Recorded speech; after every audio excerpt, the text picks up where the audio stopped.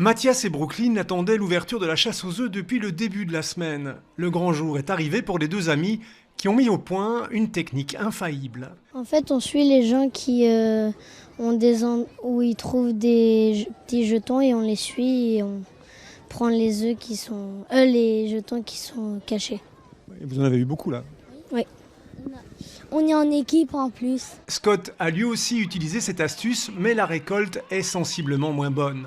Là, j'en ai deux, trois. Le seul problème, c'est que je comprends pas pourquoi il y en a un rouge et un jaune. Et c'est une couleur encore bien différente pour Louise et Charlie, qui ont fait une trouvaille de taille. Quand je suis arrivée avec mon papa, on a été à deux vers le petit bois pour commencer et je l'ai trouvé dans un coin d'arbre. Des centaines d'enfants qui courent dans tous les sens provoquent un sacré bourdonnement dans le parc. Souriante mais un peu inquiète, cette maman attend la fin de ce gentil chaos. Oui, j'ai perdu mes enfants. C'est un peu... C'est un peu, oui, comme vous dites, le foutoir, mais bon voilà. Non, ça a l'air sympa, mais c'est un peu trop grand, je trouve. Vous l'avez compris, les œufs ont été remplacés par des jetons biodégradables. Jetons qui, une fois trouvés, peuvent être échangés au stand.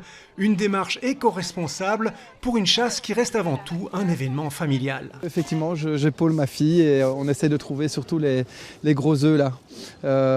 Oui, c'est surtout ça qui est amusant. Certains attendront un peu avant de se faire plaisir. On attend la maison. Oui. Vous n'êtes pas trop impatient ? Non.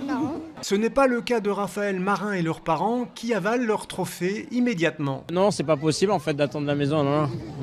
Près de 2000 enfants ont participé à l'événement au parc du Wolvendal et autant de familles ont savouré chaque moment de cette coutume gourmande.